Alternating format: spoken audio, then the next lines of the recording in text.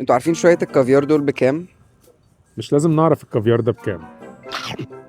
طب والترافل ده؟ ترافل؟ لا تعالى ورايا بقى. اللي بقول لك هو انت عامل مشاكل ليه صحيح؟ لو مش عارفين تقابلوا مرقص بالترافل بتاعه، فالمطعم ده يا جماعه عمل منيو كامل بالترافل، شويه اطباق خطيره، بورشنز عملاقه واسعار حلوه. المنيو ده موجود في واحد من المطاعم اللي بنحبها، بريسكن برو، ده فرع اوبن اير مول في مدينتي، وفي فرع تاني في ليفن سكوير في التجمع. منيو الترافل ده معمول من اول اليوم، فعندكم في الفطار الشكشوكه اللي بالترافل. بما انها في الفطار فطلبتها مع كوبايه قهوه، وعمري ما كنت اتخيل ان الشكشوكه هتليق على الترافلز، بس دي كانت حلوه او قوي. تجيبوا الترافل مشروم اومليت مع 2 باجات، وبيكون مولع في السكيلت ومليان مشروم وترافل مع تشيدر. الطبق ده يا جماعه خطير. وفي البيتزا كان في نيابوليتان بيتزا، واحده عليها ترافل وواحده عليها ستيك وترافل، بس انا عجبتني اللي عليها ستيك وترافل اكتر. وطبعا يا جماعه ما تفوتوش الباستا العملاقه بتاعت بريسكن برو اللي بتفضل سخنه لحد اخر قطمه، وبالذات دي بقى الريجاتوني عليها مشروم وترافل وستيك، دي يا جماعه خطيره. بس يعني ما مش عارف مرقص ماله. يعني اجيب لك منيو ايه تاني؟ ايه الكميه دي كلها؟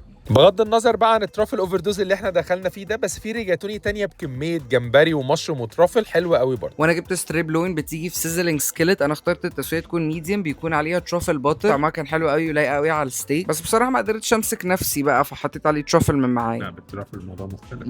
ونختم بقى بالمقرب الى قلبي، الترافل مشروم برجر ديبت في سكيلت كلها صوص، بيكون مولع. ده يا جماعه من احلى الحاجات اللي ممكن تاكلوها. جربوا منيو الترافل من بريسكن برو، هيعجبكم قوي. واسيبكم انا بقى اروح ادوق الكافيار من مرقص.